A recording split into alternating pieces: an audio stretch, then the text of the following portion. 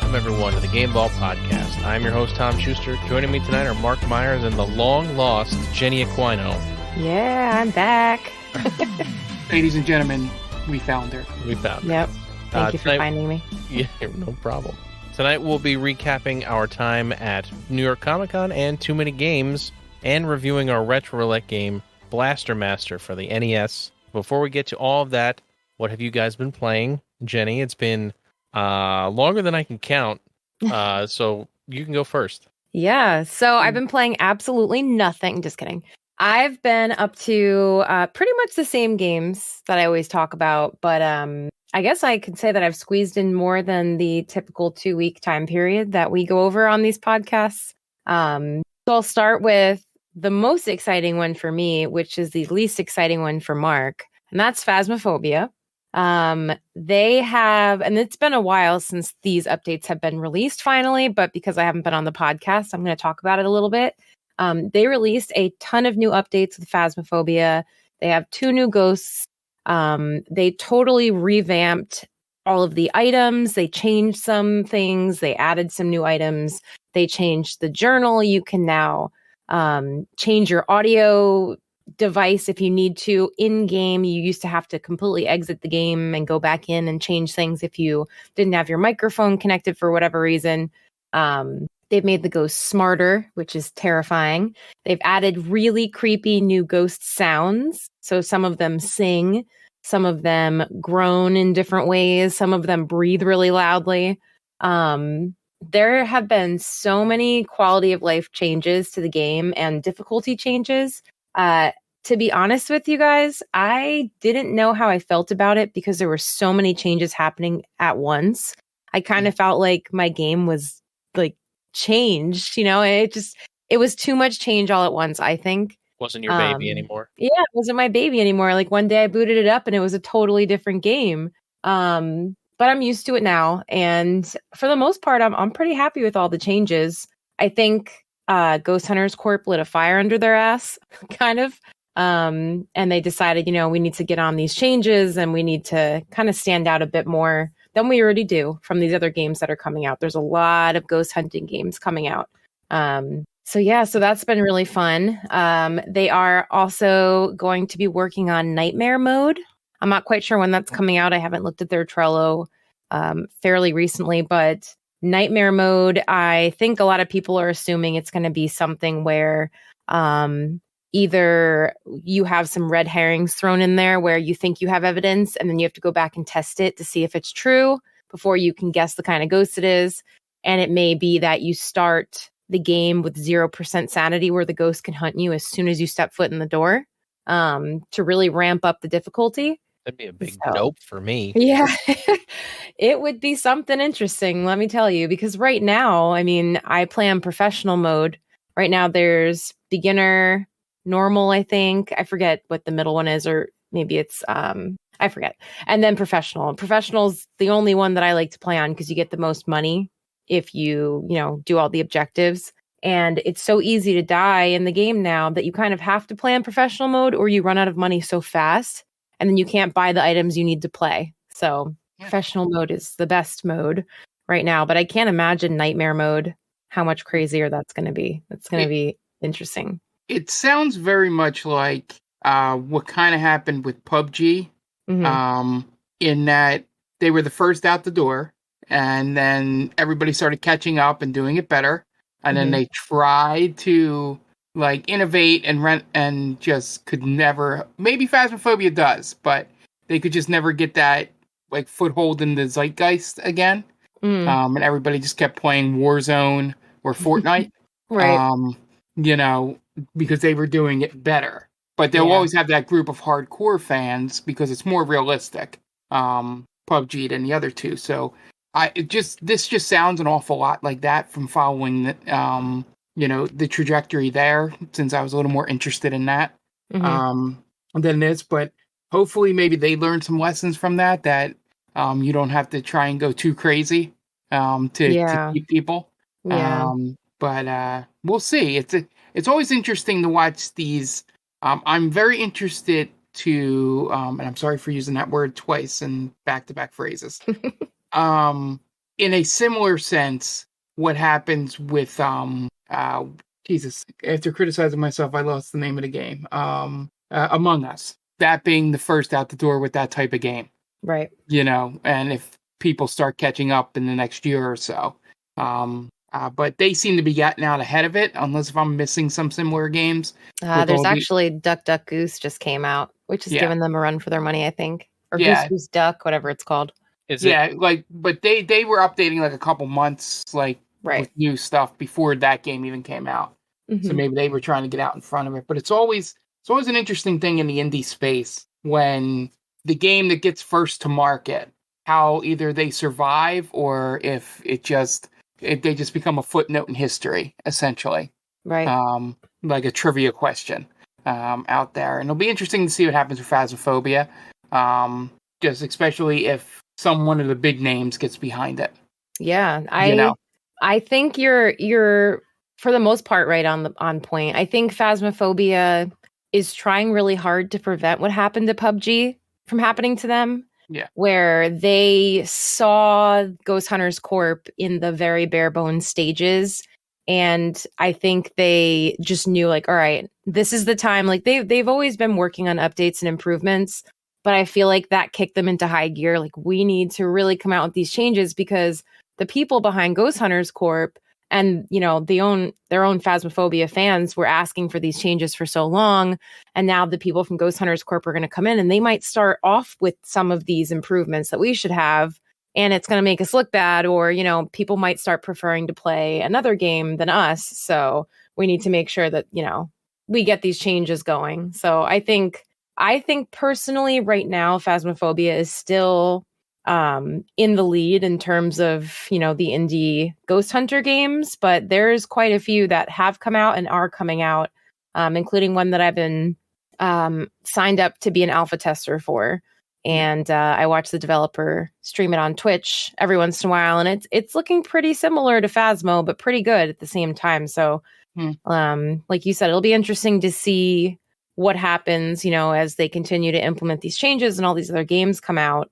I really hope that they continue to hold their own in the space because, they were iconic last year. It's an interesting thing, and people can correct me if I'm wrong that listen to this, but I believe the success story of this is basically Dead by Daylight survival. Mm-hmm. But they kind of got lucky because that Friday the 13th game got all fucked up with lawsuits and licensing. Yes. That they couldn't improve it. So they just stayed the course and were able to stay viable. But I'm really interested, and can be final word and can see what else you've been playing. But sure. As you were talking, all these thoughts were just going in my head. I'm really interested to see, unless if what'll happen when a AAA studio picks up the ghost hunting thing. Mm-hmm. Sort of like how Warzone basically just, punted PUBG off everybody's mind. Yeah. But if no one does that, just like that, like there's been no 4v1 games that any AAA studio has successfully backed. That's the one thing that'll keep them viable is if a AAA studio doesn't make a good version of what they do, because they can't compete with that. No. Because everything they do, those people can throw millions of dollars at it to make it look much better. Oh yeah, for sure. That's a good point. Well, considering Phasmophobia is like one guy, right? Yeah. Yeah, he's one main developer. I believe he may have brought on one or two other additional developers at this point, and a larger team, so like an art team and a social media team. So they're a lot larger than they were. But this guy, I think he's in his 20s. Also, I mean, he started out by himself, which is incredible. And he's been really great with updates and coming out with these new ideas and listening to his fans. And they have a Discord. Like I said before, they have a Trello with all their upcoming changes. So they've been very transparent with everybody. I know they are trying to roll out to console. Like they're still in early release. It's been almost a full year since the game has come out. But they are committed to making it the exact game that they want it to be before releasing it, as a full game. But they do want to make it cross-play enabled, so you can play with your friends if you're on console and your friends on PC. which is amazing. I think that's kind of necessary, honestly, for It'll come games out now. for Xbox first. I feel like it's a big thing for horror games specifically. Yeah. Just because the gameplay is not so fast paced that it really matters too much. For sure. Yeah. And the whole multiplayer thing, I feel like all multiplayer games at this point, you really should be opening it up to crossplay. Just so everyone wants to play with their friends, you know? Yeah. Unite PC and console players a little bit more. I think that's really cool. We just need to convince Sony. Right. I hope so. I mean, I guess kind of what you were saying, Mark, with AAA Studio doing something similar. I'm hoping that Phasmo can get to the point where they want to be so that they can release and be on console and maybe then, they might be looking at getting picked up by somebody, or, maybe then they're also going to be looking at competition. Who knows? But I just can't wait to be able to play with all of my friends. I have a lot of people that like in my streaming community that want to play and they can't because they're on console. So I feel like this is a very well-known game in terms of horror at this point. If you go on Twitch and you search for horror, you're going to see a ton of Phasmaphobia gameplay. I think they're getting the media exposure enough to where they can roll out to console and hopefully be like Dead by Daylight maybe, and be 5-6 years later, and I think it's 6 years later, and be still updating and changing and improving and driving people like me crazy in a good way. But yeah, I'm excited for Phasmo. I was really hoping by Halloween that they were going to be rolled out of early release, but you never know, that might still be on the table. We'll have to see. We've got a few weeks. Yeah. So yeah, besides Phasmo, I've been playing a little bit of Dead by Daylight. They came out with the Hellraiser chapter, which is really exciting. Pinhead is someone that I've really wanted to see as a killer. In my mind, he's very iconic within the Hellraiser series. So he is not for me. He is not the kind of killer that I'm good at playing. I tried. It's very complicated. Even after watching other streamers play as him and going up against people playing as him, there's just so many things to do. And I'm not one to be able to strategize so complex and also on the spot. Like, I can't make snap decisions that are also these complex strategies on how to catch survivors when they're running away from me. I don't know. He has a lot of traps, and he can kind of teleport, sprint towards somebody. You can grab people with your hooks. He has his box. There's so much stuff.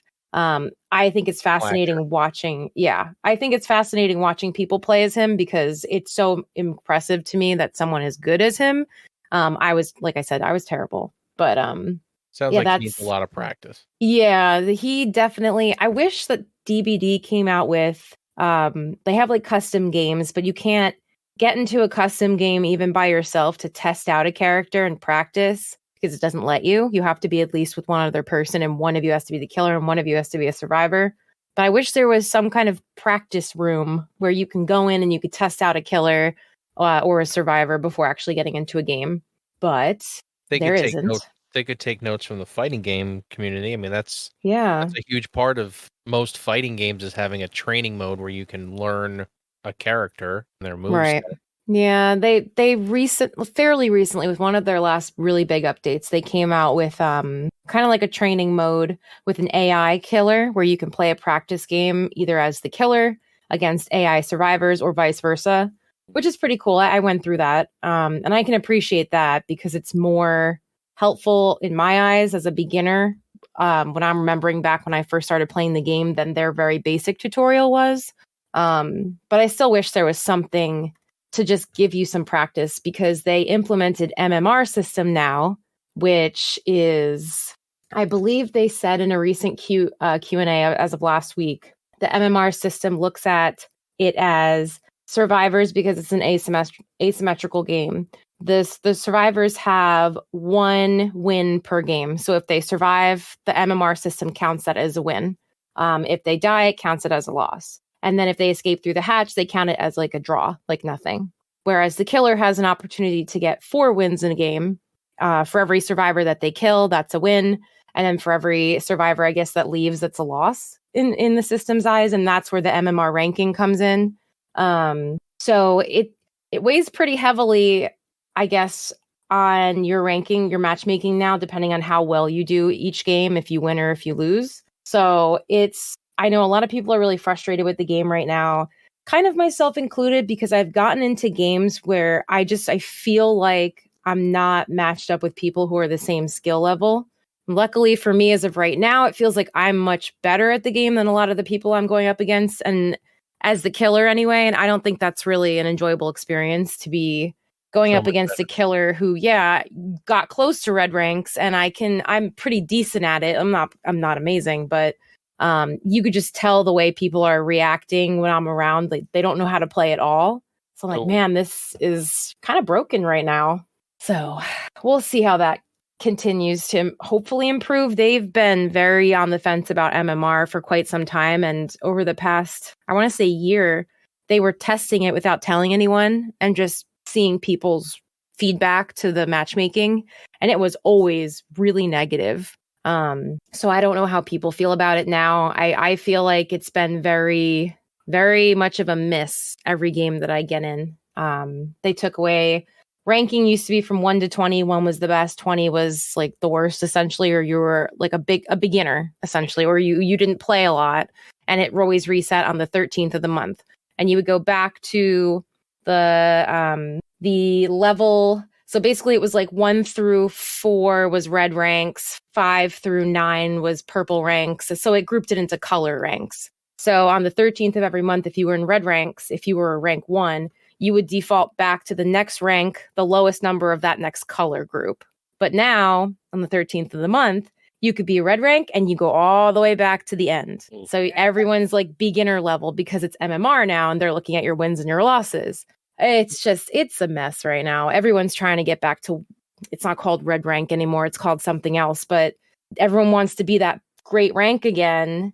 And they're playing like really, really, like there's tunneling and face camping and slugging and all of this, like kind of, I guess in some eyes it's toxic, in other people's eyes it's a strategy, but it's very frustrating for a lot of players to deal with this extra aggressive gameplay, because even though it doesn't matter what rank you are anymore because of the MMR system, people still think they need to be that rank 1, whatever it's called now. Yeah, so it's extremely competitive. It's kind of crazy. I don't know. I haven't played it in a little while again, as much as I have been. I mean, since you guys talked to me last, I've obviously played it, but I don't know. I don't know how it's really going because I haven't played it that much, but it's been wild. Yeah, you just got to be the absolute bottom rank and be a 3 prestige Meg Thomas, and you're playing the game correctly. Exactly. Yep. So yeah, it's been something. We'll see. They came out with a Pinhead skin for the Chatterer. If anyone out there is a Hellraiser fan, they have Chatterer, and then I'm not sure if they're coming out with anyone else, the other 2 from Hellraiser, but I thought that was cool. And then really quick, I've also been playing Ghost Hunters Corp on and off. That game is kind of difficult, so I only play it when I have a full team to play with. It's different enough from Phasmo where it doesn't feel like I'm playing the same game or a carbon copy of Phasmo, so I can appreciate it for what it is. I think it's a little bit more boring than Phasmo, and it still scares the crap out of me, but Ghost Hunters Corp is more of like, there's more of like a speed run capability to it, where if you have all the protection items, you can kind of sprinkle them around and the ghost gets blocked in a certain area, and you can use the process of elimination to figure out what kind of ghost it is, depending on if you're not getting the evidence, because sometimes the game is broken since it's still an early release. You can kind of like flub your way through figuring out what the kind of ghost it is without actually trying. So I don't know. It's fun. It just needs a lot of improvement still. And then I played a little bit of Pokemon Unite still. They added, I believe, 3 new Pokemon. I know Blastoise was one. I think Clefairy might be one. And I don't remember what the third one is. It might be a newer Pokemon, but that game's still going strong. It's still a lot of fun. And then I played Devour, which I don't know if I've mentioned this on previous podcasts, but Devour is so much fun. It's, I believe, $5 right now on Steam. So if you guys have been looking for a really good horror game to play, again, you do need a team for this game because it is very difficult to not be on a team when you play. But Devour is a lot of fun. It's very scary. It's sort of like if Phasmo and Dead by Daylight had a baby, except you aren't the ghost or the demon or whatever it is that's chasing you throughout the game. You're basically one of the 4 survivors, if you want to put it that way. But it's fast paced. It's kind of like a little bit of a puzzle game. It's a lot of fun. I won't say too much about it. There's plenty of gameplay out there if anyone's interested in playing. But it's scary. It's a great little horror game. So yeah, I mean that's pretty much it. A lot of horror with a little sprinkling of Pokemon in my life right now. Sounds good. Yeah. Well, I'm glad to have you back on here and hear all of your Phasmo woes. Yeah. I'm glad to be back. It's been a long time. All right, Mark, what do you got for us?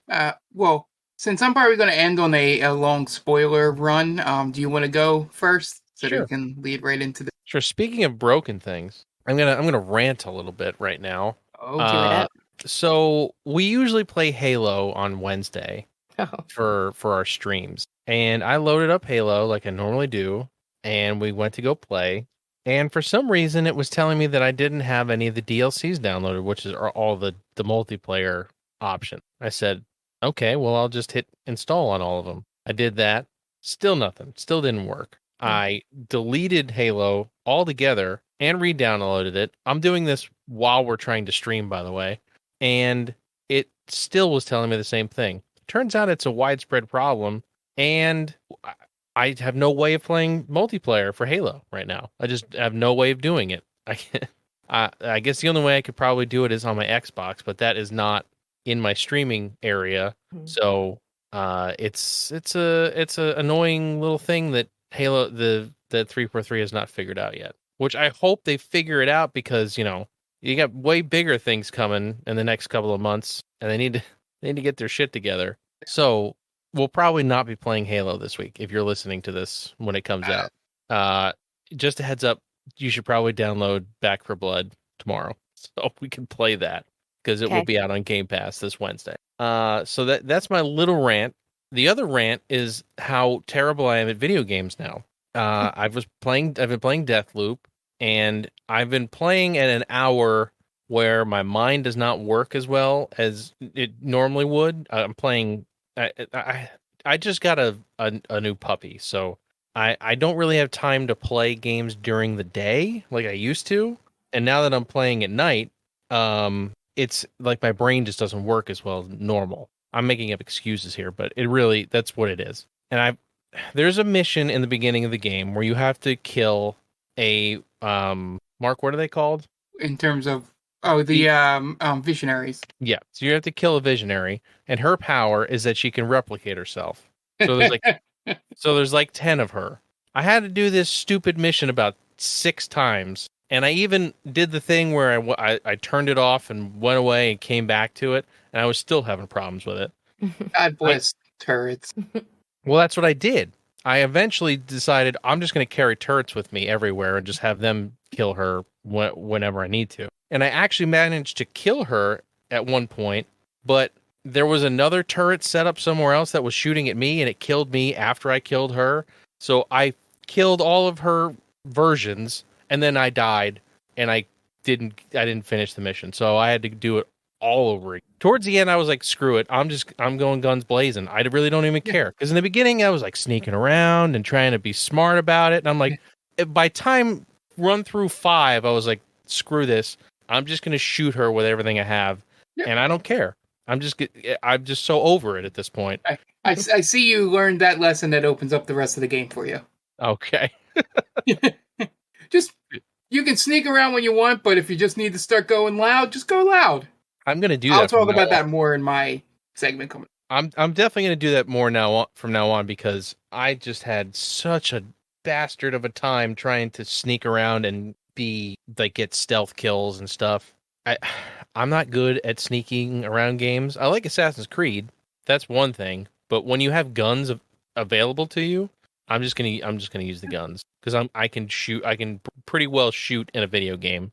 But that pissed me off so bad having to do that so many times. Because it'd be one thing if you were going to kill one person or 2 people, but having to kill 10 of the same person over and over and over was like, I wanted to. I was just like wanted to punch myself in the face because it was just so frustrating. And I haven't felt that way about a video game in a long time. And I'm not even playing on like a hard difficulty or anything. It just There's was not even difficult in that game. right. It was just like this is ridiculously difficult for me for some reason right now. I don't know why, but I eventually beat it, and I was like, all right, I need to take a break from Deathloop for a little while because that was the dumbest thing ever. That it should not have been that difficult. So I bought Cruise and Blast for the Switch. Nice. A game that is literally no thinking. It's all arcade fun, and it was exactly what I needed. It was like that little palate cleanser to get me through to the next games that are coming. And it's a lot of fun. And I got it for like $30 because Best Buy was doing a deal where they were offering a $10 gift card with it. So I got it for like $30. And it's been so much fun. It's so goofy. It's like very clearly an arcade game that was like, we're just going to make this as ridiculous as possible. And I love it. I love every second of it. It's pretty cool in how you can upgrade cars like you can in pretty much all the cruising games. Once you win like a championship, you can then upgrade your car. So your cars level up in this, so you can just upgrade them as soon as they hit a certain level. You can upgrade them with tokens, or there's also keys you have to collect, so you can upgrade them that way. And you can make it look like something out of Fast and the Furious from 2002. Have it have flames and neon and everything else, and it's goofy fun. And if you like arcade racers, I highly recommend it. Because there's NOS in it. Why wouldn't there be? That's the blast part. The cruise and blast. Blast is like your nitrous. So that's pretty much all I've been playing because I've been trying to fix this stupid Halo issue a week now and still nothing. I put in a ticket with on Halo support, nothing. They're like, try this. I'm like, I tried all of this the first like day when it was a problem. Just get me to whatever your end game is. I'm tired of trying stuff that I know is not going to work. Yeah. All right, that's my rant over. All right, go ahead, Mark. All right, so I will let me pick up so we have a little space between the Deathloop talk. I played FIFA 22. As is well known in this podcast, I probably play for palate cleanser sports games, mostly Madden and FIFA. It's probably going to be a lot more FIFA this year, as I'll get to in a second, because Madden is complete trash. Oh, what a surprise. Yeah, it's real bad. But FIFA, outside of, if I don't even fuck with the, Ultimate Team and all that, really icky nonsense that's on that part of the game. I just go through and do the normal, play through like career as a manager or whatever. And I gotta say, this doesn't seem like it should be an automatic, but the soccer is good this year. The actual soccer is good. That's good. Considering that's most of the game, it's a good thing. Yeah. The reason I'm saying that is because a lot of the time in previous ones, last year's was pretty good. This year's is actually probably, until I start to learn the more advanced controls, is probably exactly where I want it to be. In terms of, when you fuck up, and there isn't too much of there's no way that hit that guy, sort of moments. Yeah. The two major improvements, and this will sound weird, is that the game feels a little slower, which it helps with the realism, in terms of it feels more like you actually have to make soccer plays to score goals. You're not just, speed passing and, doing all kinds of things that wouldn't really happen in soccer. And two, the goalies seem a lot better at the medium level. Like if you're playing on like what would normally be medium, there's two levels that sort of float there. Sometimes the goalies would react way late to every shot, no matter what. This year I've had a lot of fingertip saves and, little like things that they wouldn't have got to before. So that was an improvement. You'd have to go up to the higher levels to where I would get my ass kicked by the AI to even have a goalie be a goalie. The free kick stuff is great. The corner stuff has gotten much better. I actually have gotten some shots on goals off headers, which never happens in the last few games. Yeah, the transfer stuff is still, I don't get really how to do it. They try to improve it every year, but it's just sort of like me going, oh, what guy do I want? Let me see if I can spend all the money for that guy. There's no strategy. Like, they try this whole thing where you can scout guys and find the next guy out of nowhere, but I don't play enough seasons for that bullshit to work out. But the thing they did do that I took full advantage of is when you begin your career, you can do a thing called a financial boon, where you can give yourself extra money to spend on transfers. And I just gave myself $1 billion, which Nice. sounds like a lot. But in soccer, when some of the top players in the world, you have to pay like upwards to 9 figures for them or more. Not or more, but like low 9 figures to like 300,000, 300 million.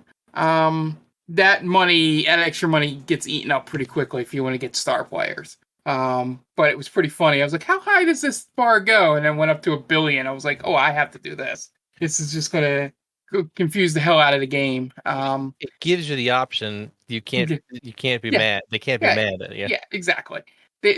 What screws up the game is like you do these interviews, with press conferences and stuff, post game, pre game, a lot. And every so often a question comes up because I spent all this money. It was like, so you've brought in 16 new players.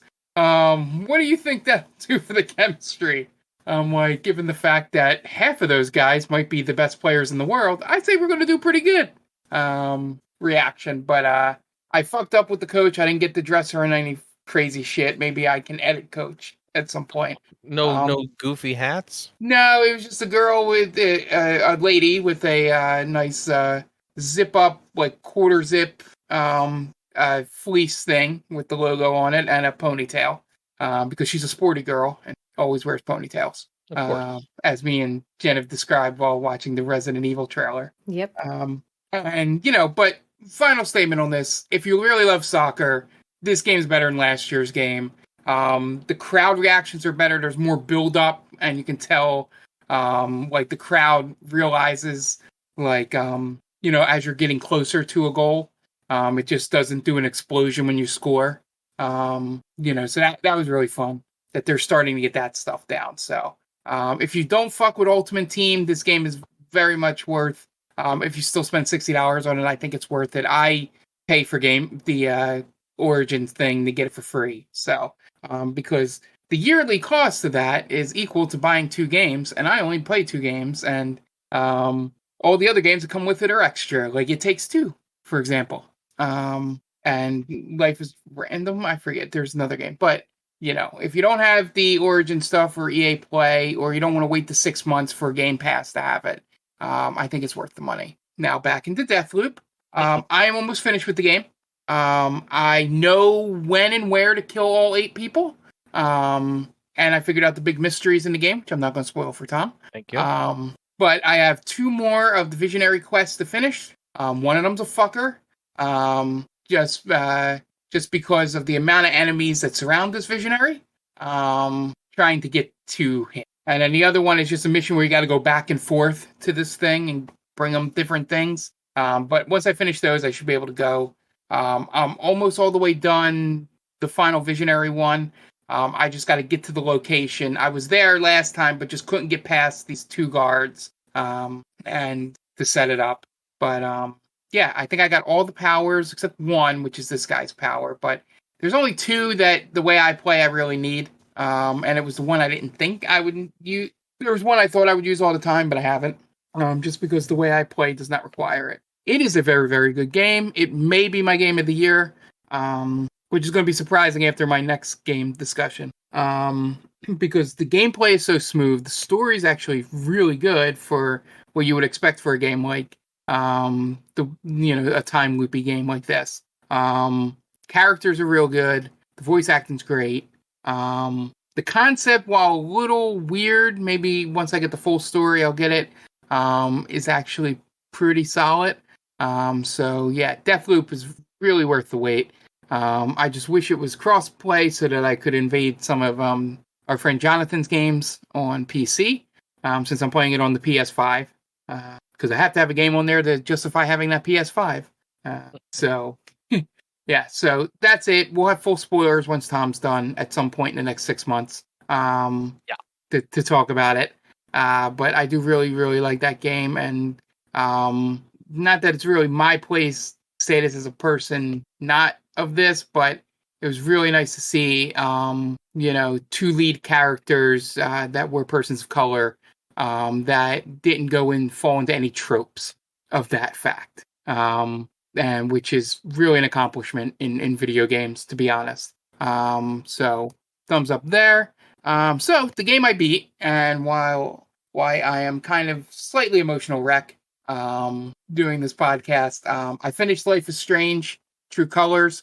That game is really good. It's probably my favorite Life is Strange game, and the first one was my game of the year, so that is high praise here. So I think what makes me like this better is the characters in the story are a little older, so there's less of that high school creep factor in it, and it was much easier to figure out your path to the story rather than trying to do what they were like guiding you to. So yeah, that's the main thing here. I think I'm starting to listen to some spoiler casts to see if there's anything I missed. Of the other polls. And or other endings, I should say, and just see if if it's as polarizing as the Life is Strange ending is with the Bay versus Bay conversation. But this one, I'll go into some slight spoilers. So if Tom wants to sort of write down the time period here, so that he can put it in the show notes. Little silence. Okay. So obviously, for anybody that's played this game, listens to the spoiler part, you choose Steph 100%. It is a great love story, and she is probably my favorite character that has ever been in a Life is Strange game. I'm excited to go back and play Before the Storm, which I did not play originally, which is the DLC to Life is Strange, and just see, if they were just as good writing that character for this. The whole story, what I liked the most about it is at every point when you had to make a big time decision in the game, it was almost, I only struggled with like 2 of them. The first one is easy. You're letting girl Riley in town know that her boyfriend's a piece of shit and that she should break up with him because he sucker punched your brother because he thought they were sleeping together. And he tried to lie to her and say that the brother started it. So that was an easy, nope, fuck him, and you guys can break up. There's another one where you, little boy is going to an old mine in town, and you decide to tell his parents instead of letting him go off to the old mine in town by himself. That was easy. And then the couple that I struggled with was there's one where there's a really great scene. There's 2 really great sections of this game. One hit a little personal, close to home. One of the characters, Eleanor, in the game, is suffering from Alzheimer's. She, runs the flower shop. So you go in there and you see that she's just like completely forgotten what she was supposed to be doing, and you sort of walk her through it because if I didn't mention. The main character in this game, her superpower is that she has the power of empathy. Like she can feel like other people's feelings as if they were her own.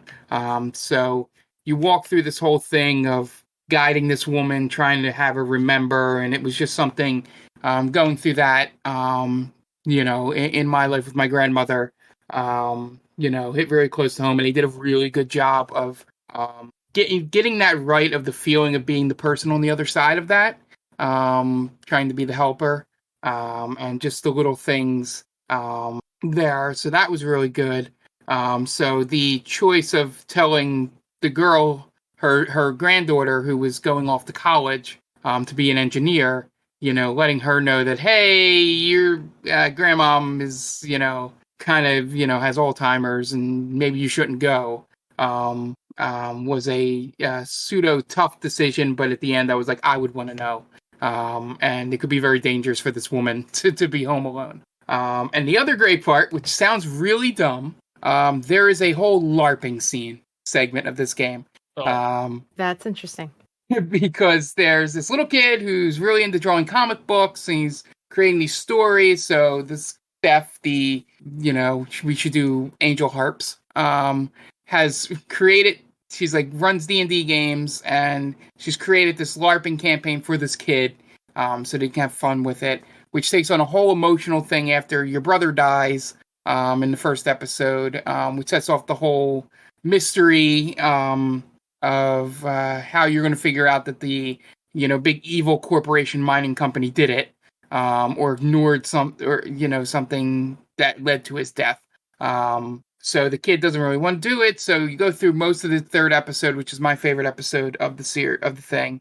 And it literally, you're going around and you're dressed as a bard. He's this fighter, and you're collecting scrolls, and you go to you fight like the enemies, and it turns into like a turn-based RPG, like side scroller, like 2D thing when you're in the battle scenes. And you choose like fight and all that stuff, and you go through, and then you have creative ways to get out of it. And then so you don't have to fight everybody. And then so you go through the whole thing. My favorite part was you go to the record store that Steph works at, and she's obviously, her place is the most decked out looking thing, and and that is where you can do the first thing of initiating your relationship with her, where you say that you would to get the special stone you need to get from her, you would offer your hand in marriage, and you sort of just say, sort of wink wink nod nod, like this is like out of game 2 to her. And yeah, so you go through the whole thing, and you're using your special power to sort of, these people are having a ton of fun playing this game. And, you sort of hear that, Steph was really excited about your proposal thing, and it's kind of great.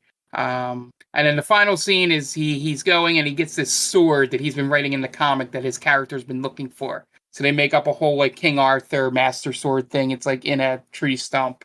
And you've been collecting 3 stones that go into it to make it powerful. And then when he picks it up, this explosion of the joy empathy that you see in the game happens, and then you turn into like a realistic like medieval scene. Like your outfit turns into an actual bard outfit. He gets armor and all that, and then the big boss comes, which is the owner of the bar, and it turns into sound effects and all very much Final Fantasy VII. The clicking, Square developed it, so the clicking to go to the different menus in the battle are the same and all that stuff. So you could tell that they had their fingers in this little. So that was great, much more than I was expecting after the first 2 episodes. And then we get to the end, and by the end I was like, fuck this corporation, we're going to take them down. Really well done at the end, and they do something this might be interesting to you guys. They have a thing where if someone's feeling a really strong emotion, she figures out she has the power, she can sort of just take it away from them and sort of bring it on herself, which leads to a thing. If you take it away from the one person that was your brother's girlfriend and the little kid's mother, and she's sort of blaming everyone for his death, especially her son. Like she says, I hate my son because he's not here anymore because of him, because the kid had run off, and that's how he got into the situation where he died. Right. And you take the power away from her, and then it sort of becomes like when you give someone like too much medication for like depression or something, and they're just like, I should feel something, but I just don't, like you took a part of her, which was really interesting. That because there's 2 situations where you do it. One is very obvious that you should do it, and this one was a little iffy, and I decided to do it. I'm wondering, only because what it made it sound like was if I didn't do it, she's like going to kill herself. So I was like, no, I don't want that to happen. Give me that. Yeah. But yeah, so the game is really deep and emotional in ways you weren't expecting. I wouldn't say it's like Oscar worthy, stuff like that, but just some of the emotional things hit me. But like I said, it may end up being number 2 on my list because Deathloop is just that good. But I recommend it for anyone who likes these type of games, I spoiled most of the story, but I read an article recently that spoilers actually enhance your enjoyment of media. You don't have anxiety about what's going to happen. Yeah, so you can go out there and enjoy it.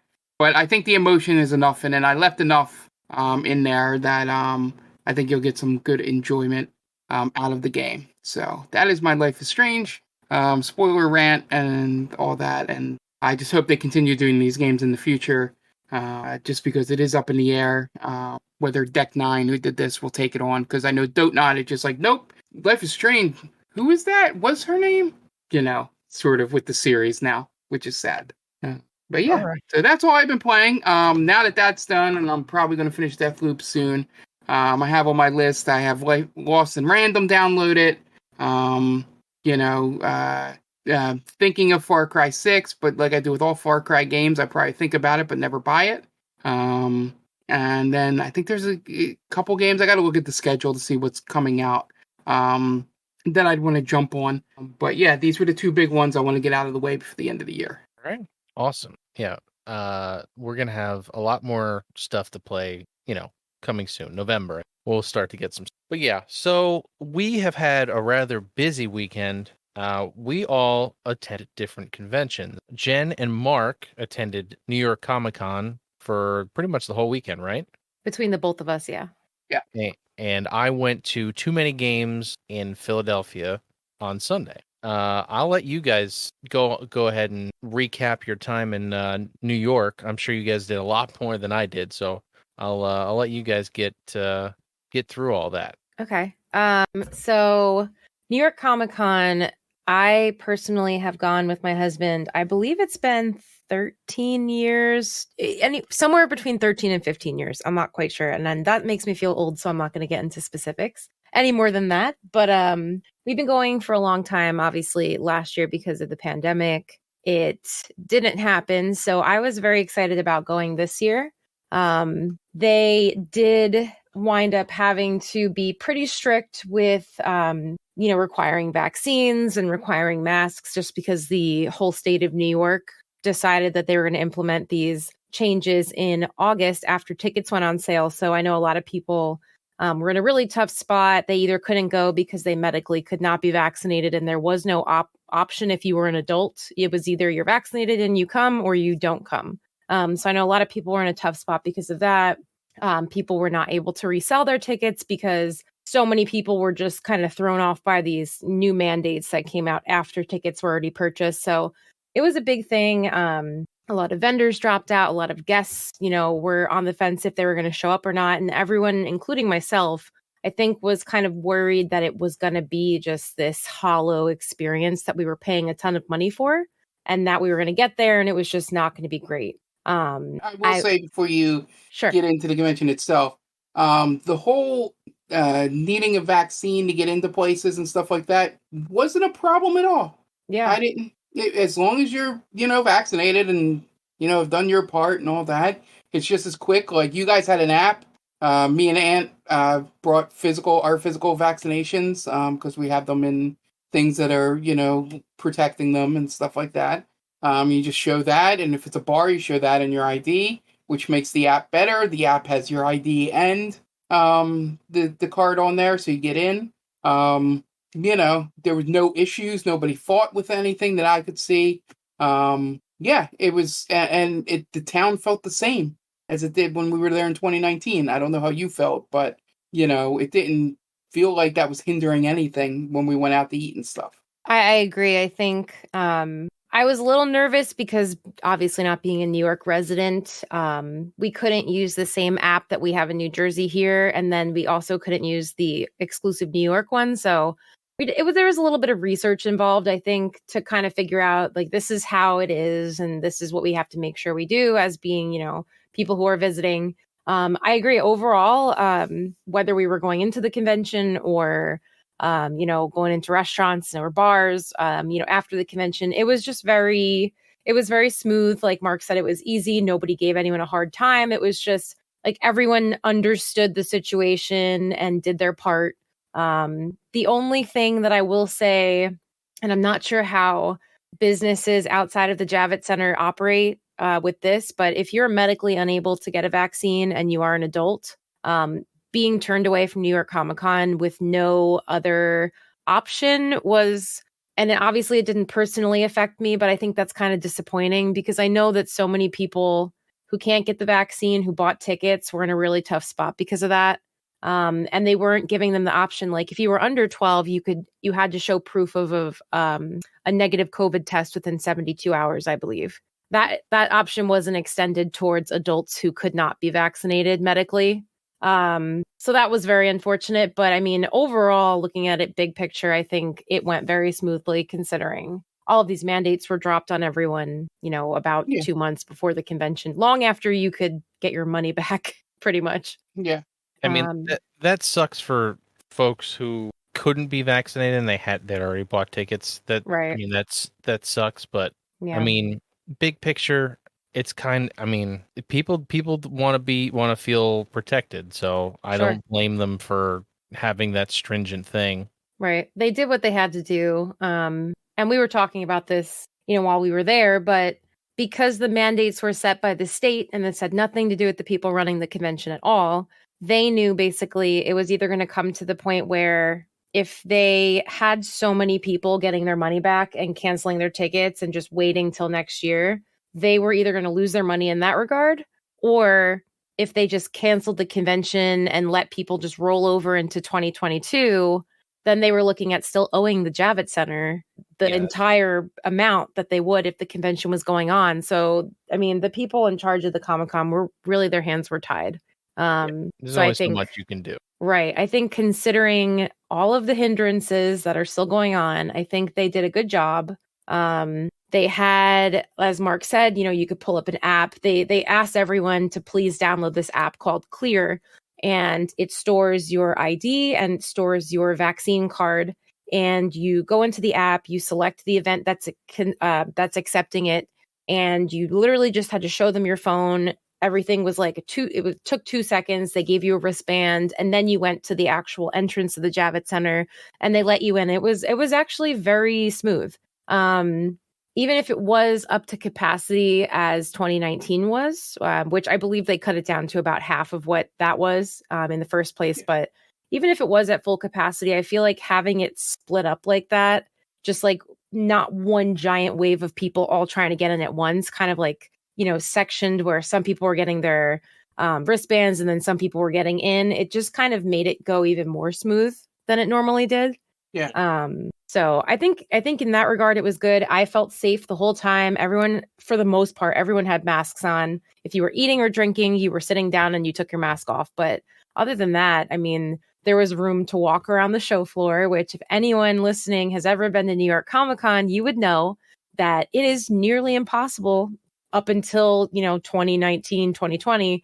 It was almost impossible to be able to walk through the show floor, extending your arms out to the side and not crushing your arms against another person's face. Like there's no room to walk. Can confirm. I was there in 2000. I don't know. Like what year 11, 2011, something like that. Something like that. Yeah. It was still like that. So I can only imagine that it's gotten way worse. Yep. And we were able to do that on Friday. We went up to the show floor and I literally held my arms out and I was like, oh my gosh, I haven't been able to do that. I can't even remember when I've been able to do this.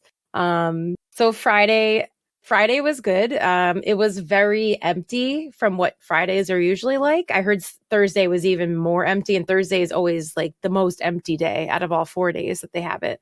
Thursday was totally dead, I heard. I feel like I didn't see that many cosplayers on Friday, which was fine. But it was just and you could jump in at any point as well. Yeah, Friday's the one day I can speak on. The fun part was apparently, a lot of the cosplayers took as part of their costumes the mask mandate part, which is kind of fun and interesting, and creative. I still know there were a bunch of people with Spider-Man masks, and I thought you weren't allowed to do that, but apparently I guess so. Yeah, I will say once people got in the doors, I think some of them did switch their medical mask for a Spider-Man mask or, whatever. Layered them, but people weren't too strict about that part. Yeah. So that was a little interesting to see. And the the fun part was the cosplays that were out there. There were some really good ones. There were some that was like really, were taking advantage of maybe there being a little more space. So there was a guy that was basically an entire line of blocks from the Super Mario game. Yes. Going in there.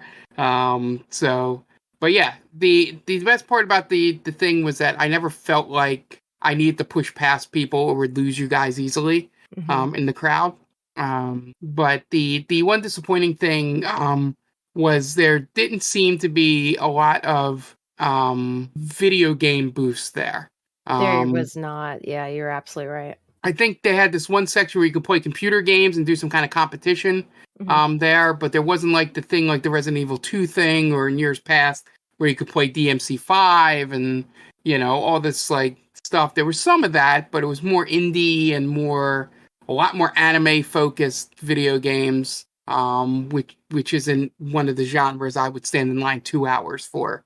But outside of that, everything felt about the same. Like there was vendors, except I'm really can't wait for PopCap figures or whatever it's called. Just to be gone, please. It's not happening anytime soon. No, I hate to break it to you, Mark. Everywhere. Everywhere. Well, yeah, they're so easy to make, so they're just gonna be everywhere forever. There were some cool things. There's some of the foam sword stuff looked really good. There were some real swords there. I don't know if Jen ever bought her energy sword or not. I did not. But I did come away with a really good like 3D pop art sort of thing of the map of the light world from Legend of Zelda, Link to the Past. That's cool. So it was pretty good. They had 3 choices. They had that. They had the Master Sword area with him pulling the Master Sword out or starting that animation, and the title screen. I think the map was the best one. I didn't have a chance to go around and ask if they had the Dark World version. Maybe they'll have that next year. So that was pretty cool. A lot of stuff. It was just a lot of the same stuff up there. The wrestling thing was fun because when you walked around, AEW had a booth, and I think WWE didn't have anything there. But like you'd walk by the AEW booth and they were like, "Oh, there's autograph sessions going on in the autographed area. Oh, it's the only place you'll see them." And then you walk by that booth and there's like 3 wrestlers there, and I'm like, they didn't even advertise these people. Like Shivani was there for like 8 hours, Tom, from like when we walked in until we left. He was just there, just talking to people, like the fans as they went by. That's awesome. And MJF was the best. Guy sat down to take the photo with him at the table, and these guys all smiling, happy. And right before the photo snaps, MJF just puts the middle finger in his face. And then so the next guy, like 2 people later, sat down and thought it'd be funny to do it to him too. So instead of just flipping him off back, MJF just put the hand up that had the ring on it and just put it on his mouth like he was kissing it.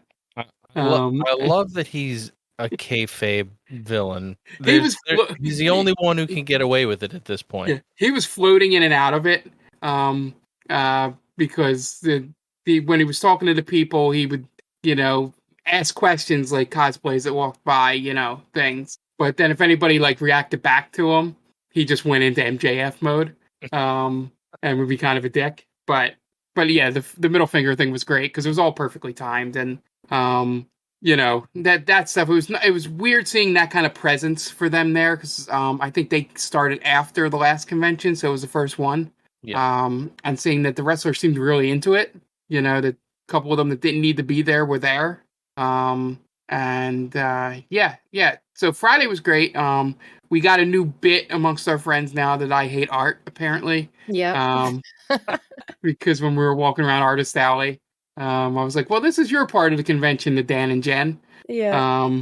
And it was like, what? You hate art? I was just like, oh, well, that's one now. But yeah, the Artist Alley was good. You'll probably agree with me here, Jen, and you can probably expand on it for Saturday and Sunday. It felt a lot better walking around Artist Alley than in years past. Yeah. Like it didn't feel as crowded or as much of people wasting the artist's time as you walked by. If you know what I mean, like people to just be there and just talking to them, you can tell the artist is kind of like, okay, sort of move on, like sort of thing.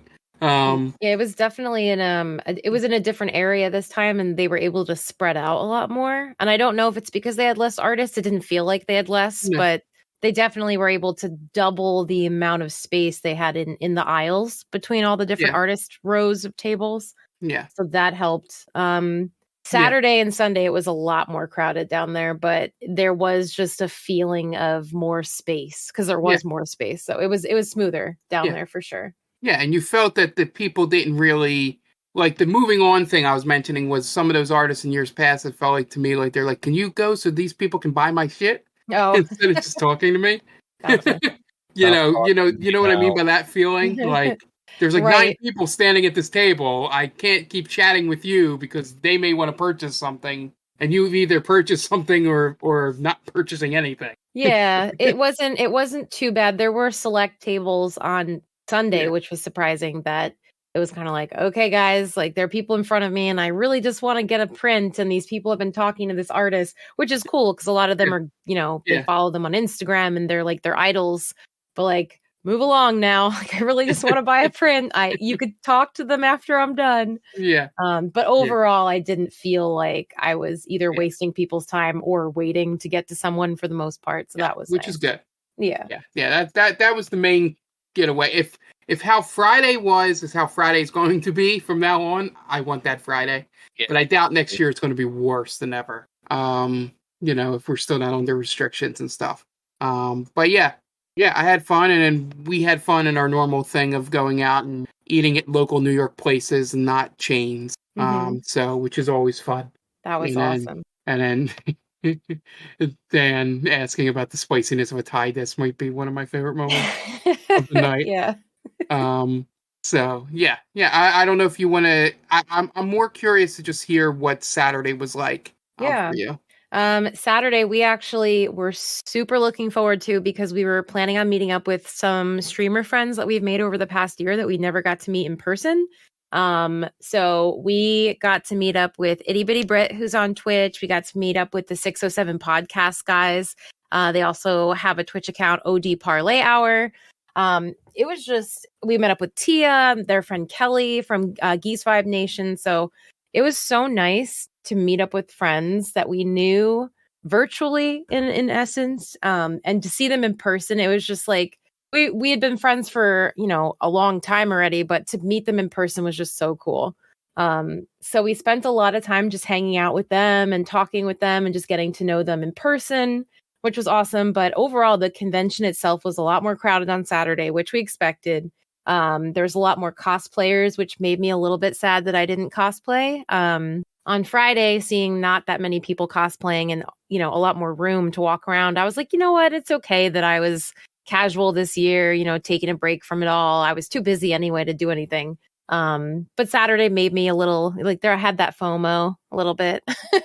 But it was good. I'm trying to think. There was actually a really big AEW panel that our friends attended. They said that it was awesome. So there was a bunch of panels. They had the food trucks as always, which are outside. They were packed. But they moved through people, like the lines moved pretty quickly through those. I'm trying to think. The show floor was definitely more crowded than it was on Friday, but you could still walk through it. I mean, you couldn't hold your arms out really in most places on Saturday, but you can actually walk where you wanted to instead of kind of being swept with the crowd. Because in recent years, you probably couldn't even get down some aisles depending on what was down there if the crowd was just so crazy that you just had to avoid it, because I'm not pushing past people and like standing here for 10 minutes waiting for people to get out of my way for me to look at this table of stuff. It's one of those weird things where I've seen people try it before and it works. They stood in the middle of people and lifted their feet up and moved. Yeah. Like the crowd just moved them because everybody's pushing each other and there's a million freaking people in there. And that's the one reason I haven't been back to New York Comic Con. I think if you had come on Friday, you would have been okay. But yeah, it's a lot. It's overwhelming. Even if you don't have claustrophobia, and you attend Comic-Con at full mast, there's no way to enjoy it really when you're on the show floor in a way, because it's not it even is it's not even claustrophobia. It's what's the one with the not fear of it's like a fear of people. I'm not sure what the phrase is, but yes, that's what I have. You just want to get away from everybody as fast as you can. Social anxiety. Yeah, I don't blame you. And when you're in that kind of situation, it's overwhelming. Everyone's loud. They're pushing. I mean, we were joking around about this. We stepped foot on the show floor on Friday. And like we said, it was super dead. You know, everyone had space to walk and you could stop and you wouldn't be in anyone's way. And people were still slamming into us because some of these people that go to Comic-Cons, they just have no social awareness.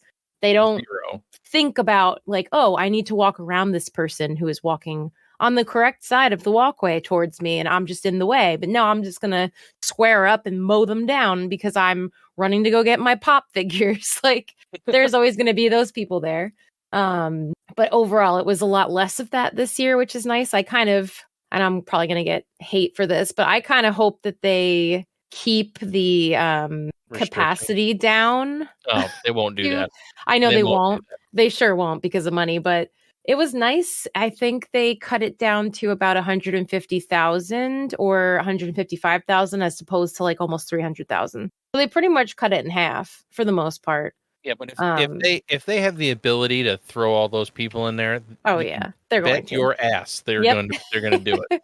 Absolutely. It was just nice. It kind of felt like, we were back, at least on Friday, it felt like we were back in, 2010 or 2009, and it wasn't that bad. A lot of big vendors pulled out. So I'm trying to think. Midtown Comics is a really big presence, usually for New York Comic Con. And they have their own store not that far away in the city. But, people enjoyed going to Midtown Comics. They usually had exclusives there, like sales, and you could talk to the guys from the store. So they weren't there. I know a lot of people were upset about that. But there was a ton of other comic book sellers. And Funko Pop actually pulled out, which was really surprising to me because, as Mark mentioned before, they did. Believe it or not. Exactly. So Funko does this big lottery. First of all, they have all these exclusives that they sell at Comic-Con. And then they have a lottery where you can have the chance to buy all these other rare ones that they've brought with them. So that wasn't there. So I know a lot of people were really upset about that because you have a ton of these collectors who they like hunt them down, essentially. And as Mark said, they had all these vendors who were selling Funko Pops and, they're making up their own prices. They're pretending that this is an exclusive. They're telling you that there's a defect and that this is going to be worth hundreds. Like they're just talking out of their ass half the time. We'll get to more. Yes, soon. We will. But I mean, they didn't have their big Funko station present. And a bunch of other vendors, like I said, pulled out. I was happy T-Turtle was there. They're like one of my favorite booths to go visit. They had the T-shirt tower of T-shirts, whatever they're called. They were, there as always. Funimation was there. They had a big Dragon Ball Z presence. It was cool. I mean, things were spaced out. They had a lot more places to eat, a lot more food options on the show floor, which they hadn't really had the space for previously. They had a lot of tables in the smaller section of the show floor by where like all the wrestlers were. So I think it was kind of nice having all that space where they could, have some tables set up and have more places for people to hang out, maybe like tabletop gaming casually and all that. So I think overall it was very successful.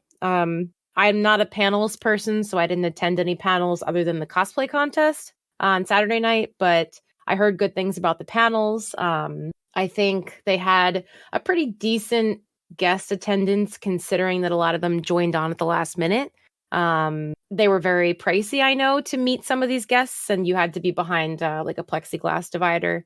But our friends met David Harbour, which was cool. I know Hayden Christensen was there, George Takei, who's usually there. He was there. I think William Shatner was there.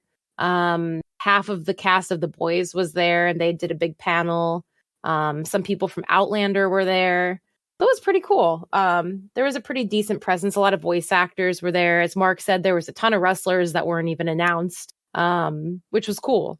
So I'm not sure. I didn't hear about any surprised celebrities that showed up. I know 2019 Margot Robbie walked in the door and everyone freaked out. So I don't know if any of them did that this year. I know the voice actress who voices Ash Ketchum from Pokemon. She was running around taking pictures with all the Ash Ketchum cosplayers and surprising them. Yeah, because she had her mask on, so they didn't know who she was. And then she was like, take it off in the end, and they were like, "Oh my god!" So she did like a thing on TikTok with that, which was cute. But yeah, I think overall it was successful. It was fun. We walked away with a decent amount of stuff. I got a Loungefly backpack, a Sailor Moon backpack. I didn't get my energy sword, but one of my complaints that has been a thing for the last few years because of psycho people is that the weapons that are sold at Comic-Con are a lot less cool than they used to be. They're all like the cheapy foam stuff now because some psychopath tried to kill the Green Ranger once at a convention. So now it's like super strict. I really wanted the energy sword, like a legit blade energy sword, but I'll have to try to find that somewhere else. But you're gonna have to order that online. Yeah, you're gonna be able to get that at a convention. Way back when we were able to, but before people tried to kill people, right? Yeah. So I mean, that's not really a complaint. It's just something silly. But I agree with what Mark said, though. The video game presence was lacking. They used to have vendors kind of like at Too Many Games where they would just be selling either their games or they would be selling consoles or like Raspberry Pi type things. Like there just wasn't that presence there this year. But other than that, I mean, I think everything went really well considering the circumstances and the pandemic still. It felt nice to be back to some sort of normalcy or getting in that direction, and I'm excited for next year. I will definitely try to cosplay next year, and we'll see where we're at when the next convention rolls around for New York. I'm excited. Yeah. And I'll add one thing. I went to Nintendo World in New York. The disappointing thing was that it's small. Is this your first time being in there? Yes. Okay. Yeah. Yeah. So it's not a very big place. Yeah. I wasn't expecting it to be like a huge, but it was the way they had it split up was what was disappointing to me. In that the entire first floor was mainly Mario. Just yeah. I mean, it's gonna be products, and then the second floor was dedicated to everything else. So Zelda had a little tiny corner. Pokemon and Animal Crossing shared a spot. And then they dedicated, which was crazy to me with all the first party stuff they have. They like dedicated like a corner of it to like amiibos in like a glass case that you couldn't buy. And then this giant video game that I didn't know what it was. I guess it was like a Switch game maybe or something. And I'm like, there's like a third of the second floor that could be Metroid stuff. Could be Kirby stuff, could be Smash stuff. It's a tourist trap, so they're just going to try to get you to buy, swag instead of games, really, more than anything. No, I'm not even saying game. I'm saying swag. Like, there was, like, nothing from those other franchises there. Again, people think of Nintendo, they think of Mario, they think of Zelda, and they don't really think of much else. Because they're getting a lot of people that are just, tourists that are there, and they say, "Oh, I liked Nintendo when I was a kid." Yeah, so it was just me seeing an open space in a corner and just being like, "You could have thrown a couple shelves over there and done the other games," But yeah, so I bought another light, which is just the Hyrule Crest and a pair of jogging pants there. But there wasn't much. There was like pillows and stuff, and none of the shirts, were in my size, and the hoodies were like $60, and I'm like, it's fine. I don't need that. But yeah, that was the only thing that disappointed me. It's like I wanted a little more space, not a lot more, just like a little more. Yeah, I mean, they have like a big museum thing in the middle too that takes up room. So yeah, that's part of it. Yeah, but it's just it was that was my only criticism. The rest of the stuff is pretty cool. I sent photos to you guys in there, but yeah, I was just a little bit bigger. But just because I felt bad for the Animal Crossing Pokemon people because they were smashed together in the side of the room. It's interesting how they wouldn't have more Pokemon, but don't they also have a Pokemon store somewhere. I feel like Pokemon's the Pokemon Company, so it's not exclusively Nintendo, so they're not doing a whole bunch with it there. Mm-hmm. But it was like they were just smashed on a sidewall. Yeah. But that was the only other thing I did. Interesting, and I'll probably mention this on our movie podcast, but I watched the movie in the Regal 40X thing where the chairs move and wind hits you and stuff. Pretty cool. You can find it cheap. It's pretty cool. Be sure to listen to They Call This a Movie for that. Yeah. My breakdown of that. So Tom. So yes, I went to Too Many Games. I went to Too Many Games, which is yearly in Philadelphia, outside of Philadelphia.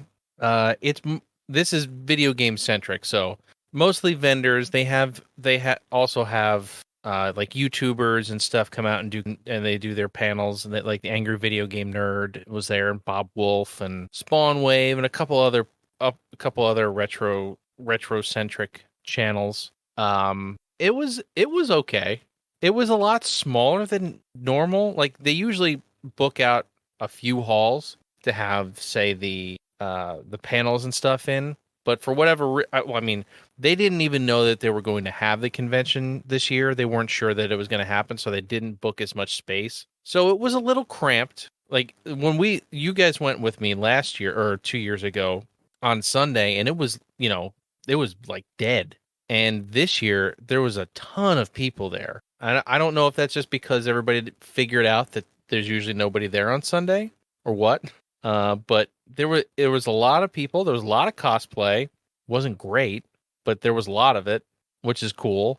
And the main reason I usually go to Too Many Games is for the vendors. And unfortunately, there weren't a lot of like swag vendors. It was a lot more.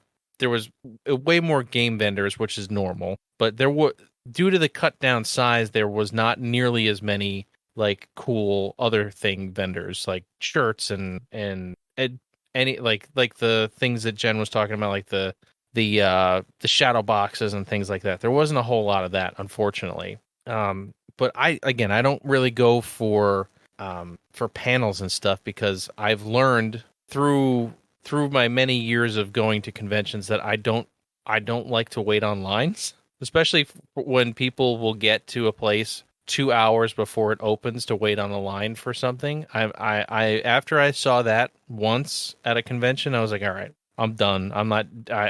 It was really, I don't need to see these people that bad. So right. Instead, I go to try and haggle with people and buy video game, which is what I tried to do this time. I managed to get a game that is not in my collection and should have been in my collection. And it was WWF No Mercy. And even so, the prices on this stuff was ridiculous. Like it's like everybody went on eBay and said, I'm gonna charge that whatever they're charging on eBay plus $100 just because it's in person. And I'm walking around the event, and guess who is in attendance with games and cases and in glass cases? Fucking Wada is there trying to sell graded games, and their prices being so high for certain games cause other people to go, oh, they're charging that?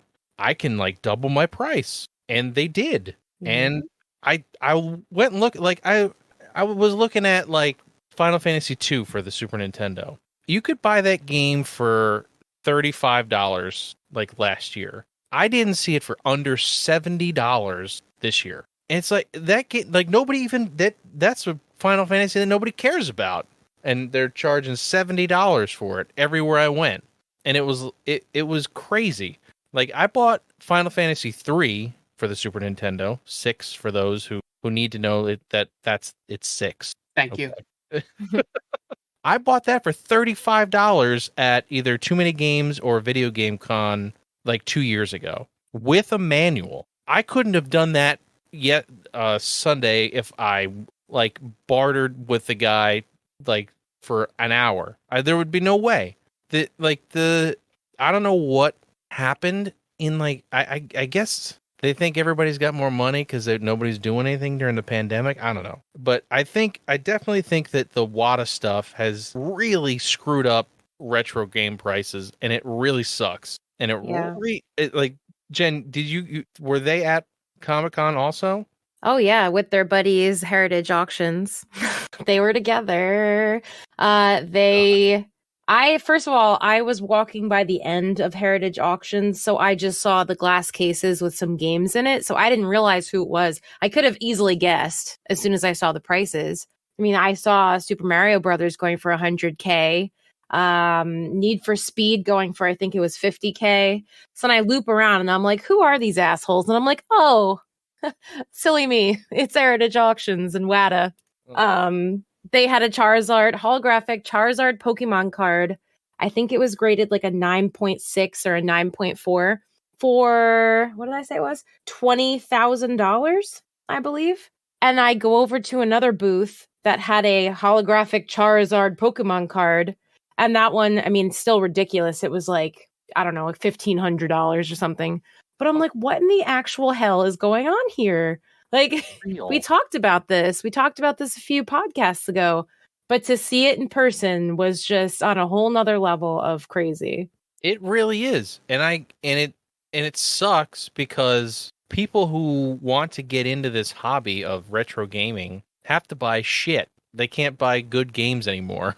They have to buy crap games to fill out their collection and hope that someday somebody does a YouTube video on it and all of a sudden it becomes a popular game. Like, it's funny to me though, because there's still like good games that are cheap. Like, you could pick up Blaster Master for $10 or less easily because there's a million copies of it. Like, I went past a vendor, he had 5 copies of Blaster, I'm going to talk about later, for the NES. Like, that's the way it should be. Right. It shouldn't be this, like, oh, everybody's hoarding away these games now so nobody can get them, and they're just hoping that the price will go up.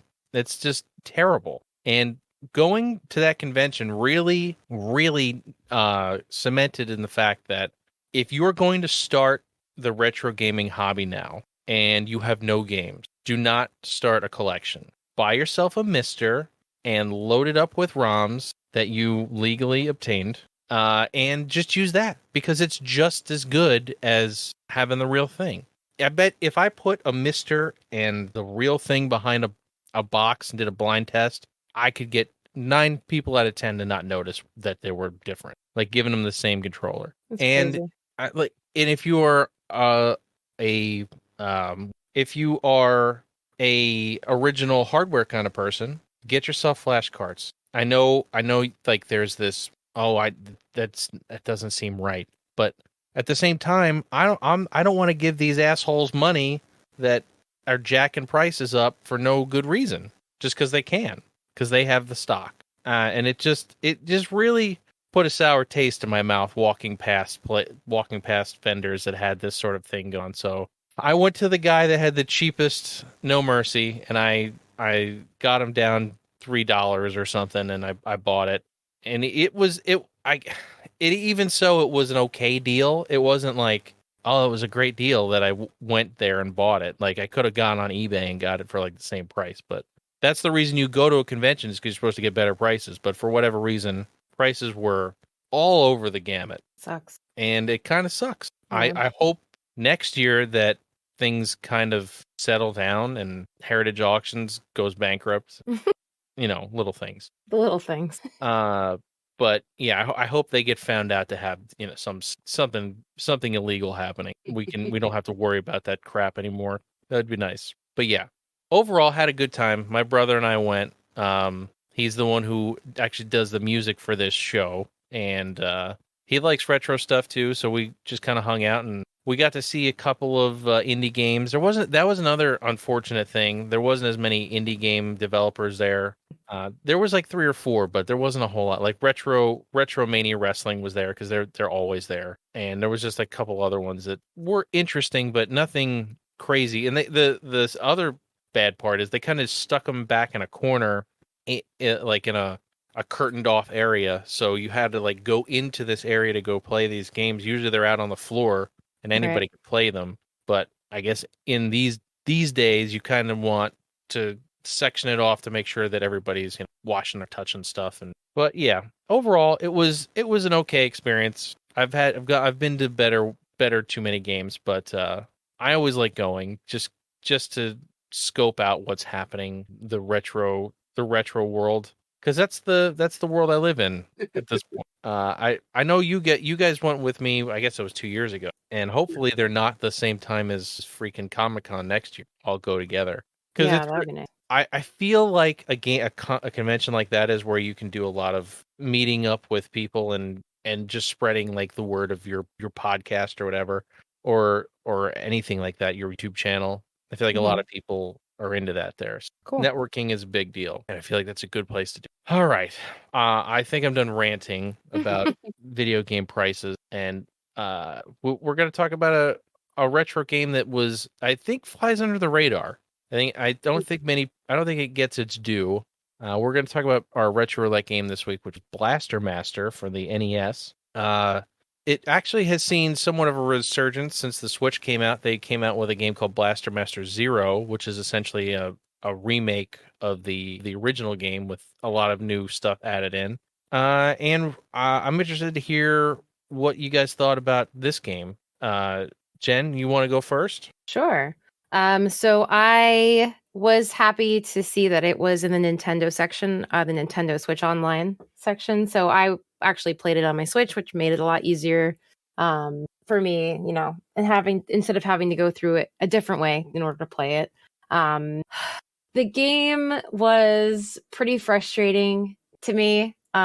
It's very unique, though. I mean, you have the ability to drive around in a tank. And then you have the ability to get out of the tank and walk around as a person. So I thought that was really cool. I'd never really played a game like that before, from what I can remember, for the most part. So I could appreciate that. The music brought me right back to like Pokemon. I love the music in the game. I thought it was great. But it's definitely one of those games where you're moving throughout the level and the enemies are just on top of you in a split second. They're either flying above you, dropping bombs on you before you could even see them, or you're going into the next level and there's an enemy literally on top of you, hitting you already.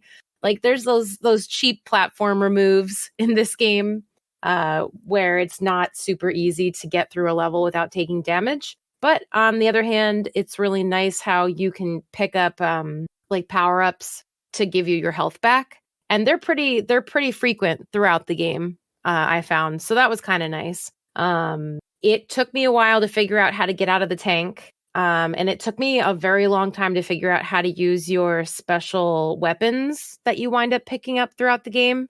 Yeah, this is definitely one of those games you want to read the manual. Yeah, and I didn't do that because it was on the Switch. I don't have the manual, so I was kind of lost there too. Like if you watch the stream, I was kind of like, I have no idea how to get this to work, so I'm just going to press button and see what happens. Yep. That's what I was doing. I figured out how to, you can jump. I really like that you can shoot up, because a lot of times in these older games, you can't shoot up. You kind of just have to jump and shoot straight forward and see if you can hit somebody even. But in this game, you could jump, you could shoot up. Trying to think. It looks like, so it was weird. When I first started playing the game, I booted it up. It put me in some random level where I was climbing up on walls, like certain kinds of blocks. You can climb up, go upside down and stuff. And then when I died, it brought me back to the actual start of the game. So I don't know if somebody at one point who was playing on my Switch played a little bit of the game and that's where they were. I was very weird. It's possible. I think they did a Blaster Master like where they give you all of the weapons and stuff, like they do with Super Mario 3 and stuff. They do like a special. Oh, you can have everything at the beginning. So there may have been one of those things going on. Right. Yeah, I had no idea. I was so confused. I was like, it feels like I'm in the middle of a level right now, and I don't remember seeing this when Tom was playing on Retro Roulette Day. So it was weird, but I died very quickly, of course. And then I got to start the game from the beginning, which was better. Obviously, the fact that there's save states when you play on the Switch is helpful. Trying to think. It was funny because Dan was listening to me playing it, and I went from being really frustrated to like kind of laughing about it. So he was like, "Oh, it sounds like you're having fun now." So I was like, "I am," and then I go back to being frustrated at it again because it's just, I was really trying not to use the save states. I probably played it for like, so at one point I got to the which was the giant brain with all the little brains floating around it. I don't know. I know it's like one of 3 big bosses. Somebody in our Discord mentioned that that's probably one of the hardest bosses, and that's the only one that I saw.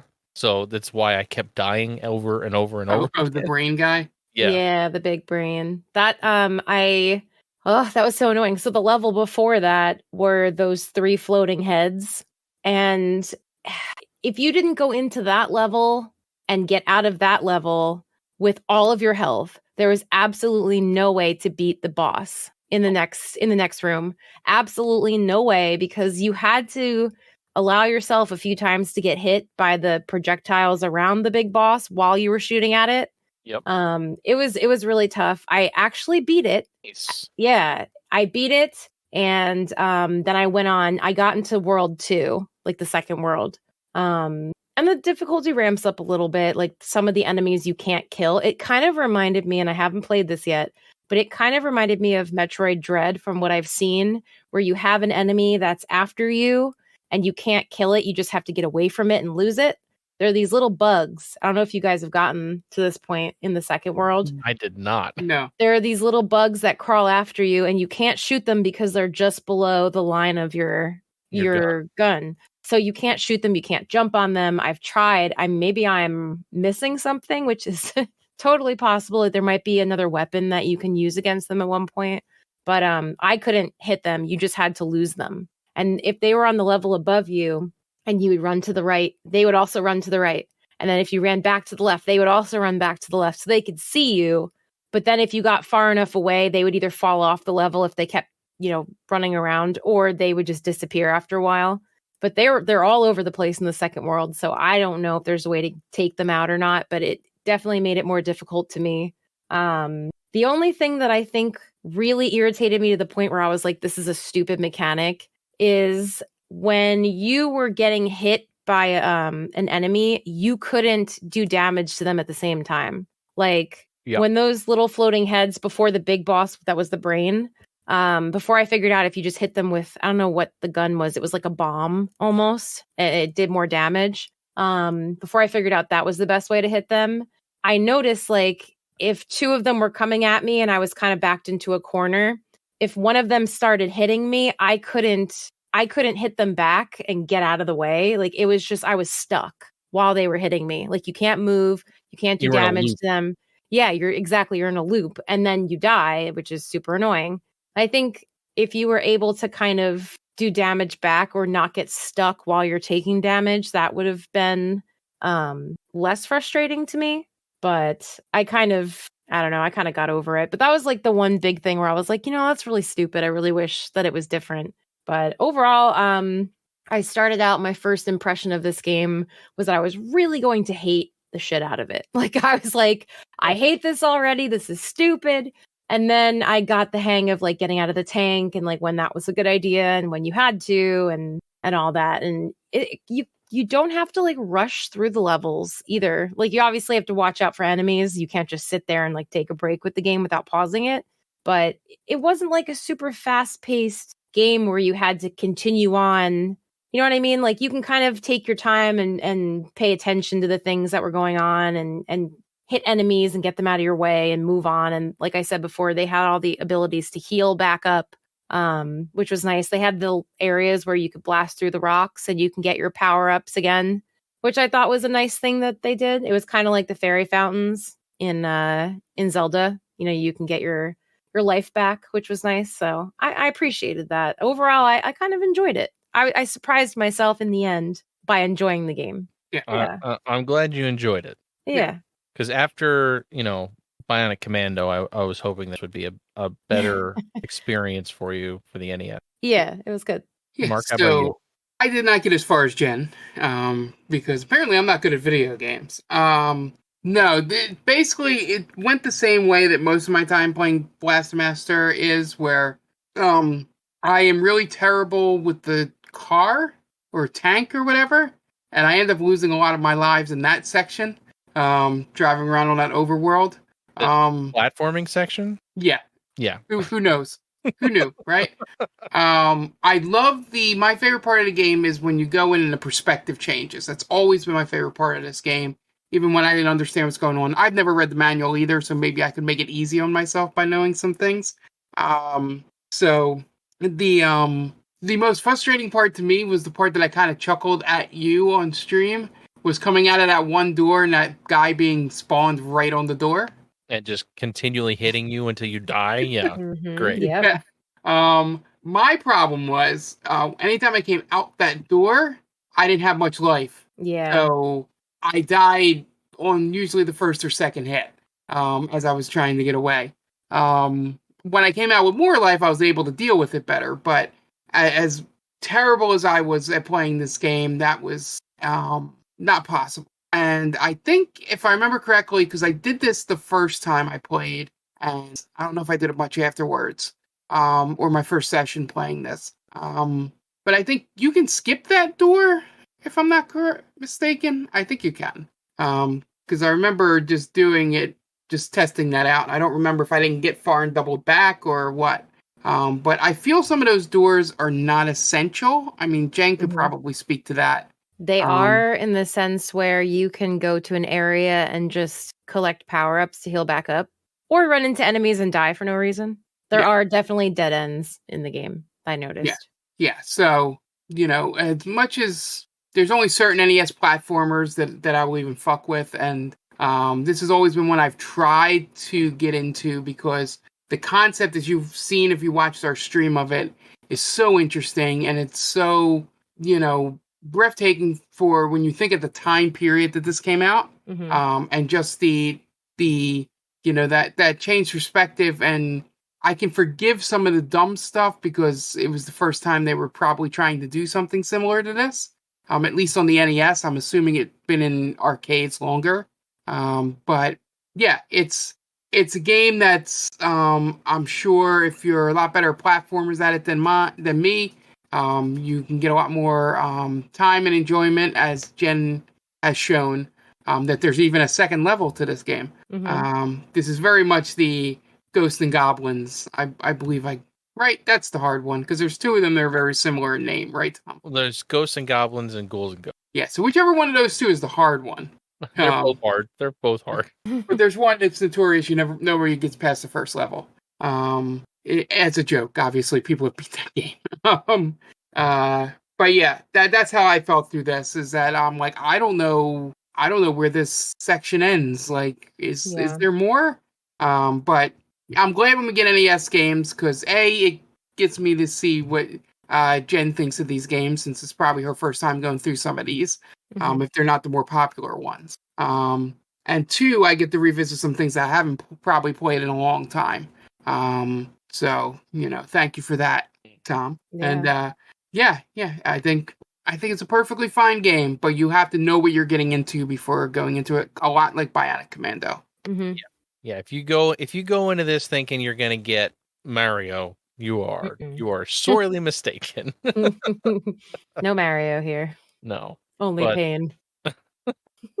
I enjoyed what I played. I didn't beat that boss and get past it like Jen did, but I enjoyed what I played. I prefer the platforming sections, honestly, over the shooting section, the adventure sections, or whatever you want to call them. And now that I know that the manual tells you where you should go, I would like to try it again and see if I can get to where it tells you to go. I just feel like I might have a better time knowing that now. I think so. But it's still a lot of fun. The music is really, really good. Sunsoft has a reputation for their NES games and having really good. So if you like chiptune, I recommend checking this game out just for that. I mean, you don't even need to like the game. You can just check out the. But it's definitely unique. I've never played another game like it. Yeah. Where you can get out of the tank and go explore on foot and then get back in. And I just wish that to me, the continue system needed to be a little better, or have a checkpoint system or something. Yeah. But that's the way those games were, and you can't fault them too much. But to me, playing it on a Switch probably would have been a better thing so you could have that save state. Like, you save before you go through a door, because who knows what's going to show up on the other side. Oh, yeah. But yeah, I am overall. I had some fun with it, and I think that if you are interested in like an action adventure type game for the NES that you may have not heard anything about or seen before, I highly recommend checking this. All right, so let's get some scores. Jen, what did you give it? I'm going to give it 4.5. Ooh, 4.5. Yeah, it's pretty good, right? I feel like I've been pretty critical lately of retro games. It's been a rough patch, but yeah, I feel like for like you just said, you can't really fault a game like this for some of the mechanics because that's just how they were, and it's such a unique game that I feel like they kind of undo some of the more frustrating aspects of the game. I just, like I said before, I just wish that you didn't get stuck when you were taking damage, because that's really frustrating. And then also, as Mark mentioned, you can walk through a door into the next part of the level and have an enemy literally drop on top of your head. And you're already taking like 2-3 hits of damage before you can even get away from them or like shoot them back. So, stuff like that gets frustrating. But with the save states, I had a lot of fun playing. And it's kind of fun sometimes to be frustrated by a game because it means it's difficult. But it's not unplayable, in my opinion, to the point where you're like, I don't ever want to touch this again because this is just infuriating. Like, you get the hang of it, and then you can appreciate it for what it is. And like I said, also, you don't have to rush through it and, just jump, and hope that you're hitting the platforms. Like, you have to be careful with the tank because it slides, and you can take it a little bit slower, and you can kind of, try to catch on like that and get around the enemies, kill them, get your health back. So I think for what it is, I think it's a great game. The music's awesome, like you said. So yeah, 4.5 for me. Mark, how about you? Yeah, so I was thinking a 3.5 was probably where I was landing. Very good game. In terms of what they attempted to do with the limited technology, but I don't think I can go as high as Jen just because parts of it doesn't age a bit, or age well, in terms of spawning and enemy placements and things like that. But it's still, I highly recommend playing it. 7 out of 10, still a great score, especially for an NES game doing things for the first time. Yeah. Outside of the real classics on that system, things that are 7 and 8s are probably much better than some of the lower end stuff that comes out on later systems going forward for Nintendo. So there's a reason why they curated a lot of these games, and there's only 704 of them. So yeah, I do recommend this is one of the good ones. Yeah, I'm gonna land right in between you guys. I'm gonna give it a 4. And like I said, a lot of fun gameplay. I think if you were better at like run and gun shooters, you'd like this a lot.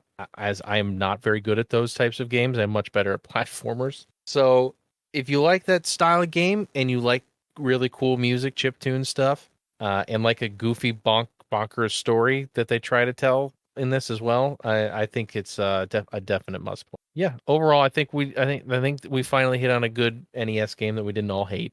Yeah. So that's good. All right, so let us spin the wheel.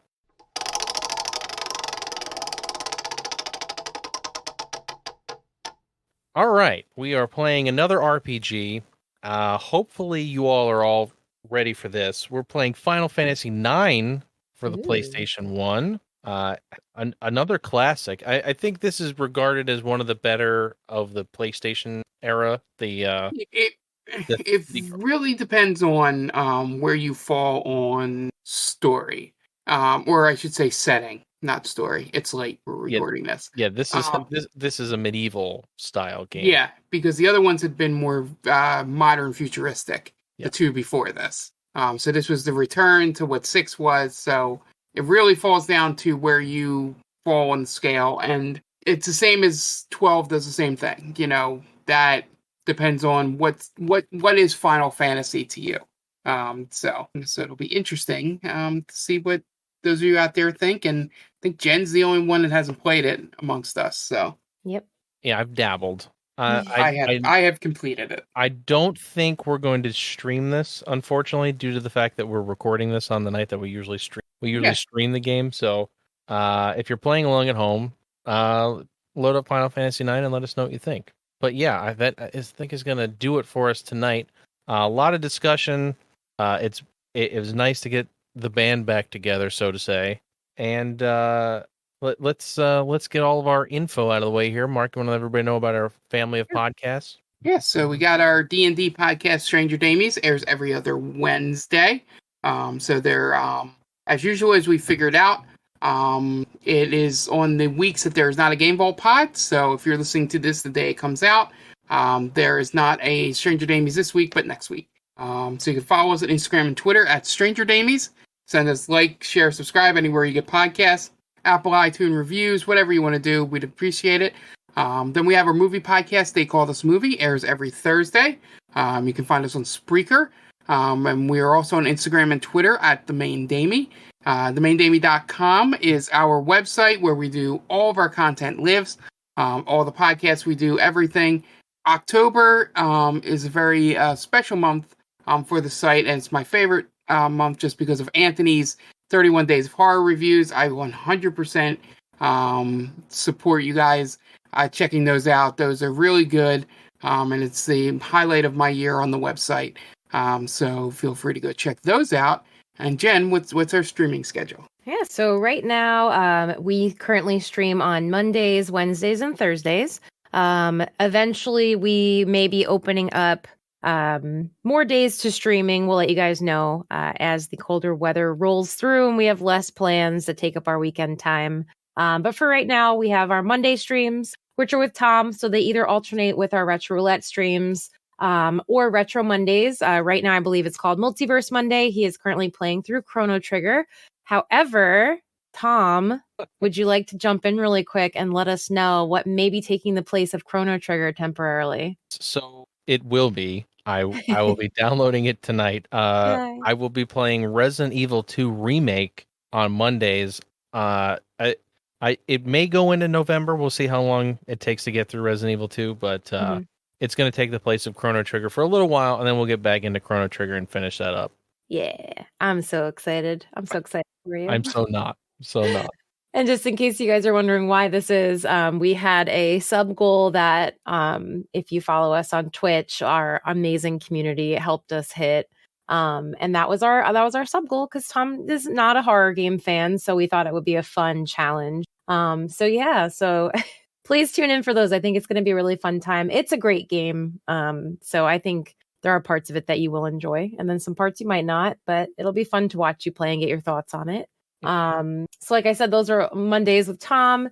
Wednesdays is our RPG day where the three of us jump on. Currently, we are attempting to play through the Master Chief Collection. Unfortunately, we do have issues right now, at least on Tom's end. I haven't booted it up. Maybe I'm having the same issue. So instead of Halo, we are most likely going to be playing Back 4 Blood this Wednesday, and maybe that'll be something we continue, throughout October to stay with the horror vibe going through for Halloween. We'll let you guys know. And then Thursdays is a co-op day. It's usually Mark's day. So right now, Mark and I are playing through the game It Takes Two. It's a lot of fun. And then after that, Tom and Mark have something in the works as well. So please continue to check us out on Thursdays. And again, just as a recap, Tuesday, Friday, Saturday, Sunday are currently days off for us on our Twitch stream.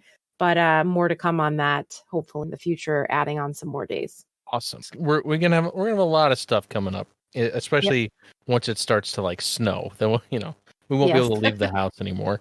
Keep an eye on Twitter for all of that good stuff.